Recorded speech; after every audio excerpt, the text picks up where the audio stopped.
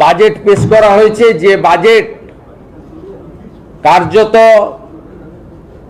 আমাদের আয় ব্যয়ের মধ্যে এবং প্রয়োজনীয় সোর্স, ফান্ড সোর্স এবং কোথায় থেকে আমরা পেতে পারি এবং বিগত কয়েকটি বছরের জমা খরচের হিসাবকে সামনে রেখেই পেশ করা হয়েছে। এক্ষেত্রে এক কথায় যদি বলা যায়, এবারের বাজেটে যে 5টি শক্তির কথা বলা হয়েছে, সেবা শক্তি, শিল্প শক্তি, জ্ঞান শক্তি সহ, এই বাজেটে পশ্চিমবঙ্গের ঐতিহ্য, সংস্কৃতি, হারিয়ে যাওয়া পশ্চিমবঙ্গের গরিমা এবং সময়ের ডাক, অর্থাৎ প্রয়োজনের যে প্রাসঙ্গিকতা, তাকে অগ্রাধিকার দেওয়া হয়েছে।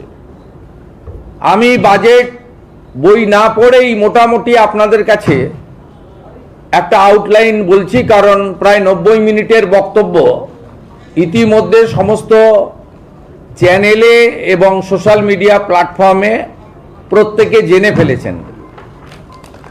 আমাদের এই বাজেটে অগ্রাধিকারের জায়গায় আছে পশ্চিমবঙ্গের সুরক্ষা, নাগরিকদের মর্যাদা, ভয়মুক্ত পরিবেশ এবং আমাদের যে সংস্কৃতির পুনরুত্থান, সাথে কর্মসংস্থান এবং দুটি বিষয়ে অগ্রাধিকার পেয়েছে শিল্প এবং কৃষক বা কৃষি। তার সঙ্গে আমরা উল্লেখযোগ্যভাবে গুরুত্ব দিয়েছি শিক্ষা এবং স্বাস্থ্যকে। এবং আমাদের এই রাজ্যে যারা সেবাদান করেন, আংশিক সময়ের চুক্তিভিত্তিক বিভিন্ন প্রজেক্টে কর্মরত এবং সর্বোপরি সরকারের সিদ্ধান্ত নীতি কার্যকর করার ক্ষেত্রে যে সরকারি কর্মচারীরা গুরুত্বপূর্ণ ভূমিকা গ্রহণ করেন, তাদের বিষয়ে উল্লেখ করা হয়েছে। বাৎসরিক ইনকামের ক্ষেত্রে প্রযোজ্য হচ্ছে না। সরকারি কর্মচারীদের ইতিমধ্যে বকেয়া এরিয়ার আগের সরকার কিছু দিয়ে গিয়েছিল, আমরা আসার পরে কিছু দিয়েছি। 16 থেকে 19 কার্যত প্রায় ক্লিয়ার হয়ে গেছে। এবারে ওদের বাকি 8 থেকে 15 আছে, সেটাও ফান্ড অ্যাভেলেবিলিটির উপরে আমরা দিয়ে দেব, কর্মচারীরা অ্যাসিওর থাকতে পারেন। কারণ আপনাদের আন্দোলনের আমিও একটা পার্ট ছিলাম। আপনাদের কেন্দ্রের সঙ্গে রাজ্যের তফাৎ ছিল 42%, আমরা 20% ডিক্লেয়ার করে দিলাম। অক্টোবরে পেয়ে যাবেন, অক্টোবর থেকেই পেয়ে যাবেন।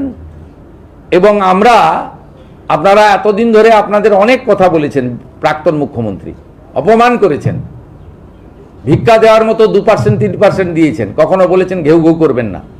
আমি আপনাদের বন্ধু হিসেবে কথা দিচ্ছি যে আর কয়েকটা মাস সময় দেন, অর্থমন্ত্রী, অর্থ রাষ্ট্রমন্ত্রীকে পাশে নিয়ে, যে আমরা একবার করে দেবো, দ্রুততার সঙ্গে করে দেবো, একটু সামলে নিতে দেন।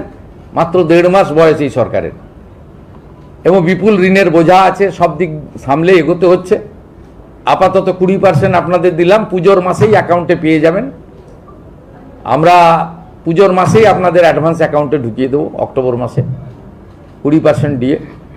এবং বাকি যে গ্যাপ থাকলো 22%, সেটাও ধীরে ধীরে ধীরে ধীরে অপেক্ষা করুন আরেকটা বাজেট পর্যন্ত, ডক্টর স্বপন দাশগুপ্তর আরেকটা বাজেট পর্যন্ত আমি আছি সাথে, আপনাদের কোনো অসুবিধা হবে না। 7th পে কমিশনের কমিটি করে দেওয়া হয়েছে, সহযোগিতা করুন। আমি টার্গেট বেঁধে দিয়েছি, ডিসেম্বরের মধ্যে পে কমিশনের রিপোর্ট দিয়ে দিবে, তাহলে জানুয়ারি মাসে আপনাদের কার্যকর করে দেবো আমরা। 7th পে কমিশন কার্যকর হলে আগামী অর্থবর্ষে, অর্থাৎ 28-29 অর্থবর্ষে 8th পে কমিশনেরও কাজ, যা দিল্লিতে কেন্দ্রীয় সরকারের আয়োজন হয়েছে, আমরা সেটাও বিবেচনার সঙ্গে দেখব। আমি কোন কথা ছাড়ি আর কোন কথা বলি, মূল কথাগুলো বলে গেলাম আপনাদের এখানে। এবং আপনারা নিশ্চিন্ত থাকুন, সবাই সহযোগিতা করুন। প্রচুর দুর্নীতি হয়েছে, বিধবা ভাতা পেয়েছে পুরুষ, লক্ষ্মীর ভাণ্ডার পেয়েছে পুরুষরা। এভাবে সরকারি টাকা দেয়া যায় না। অনেকে সোশ্যাল মিডিয়ায় অনেক জ্ঞান দেন, আমরা শুনি দেখি।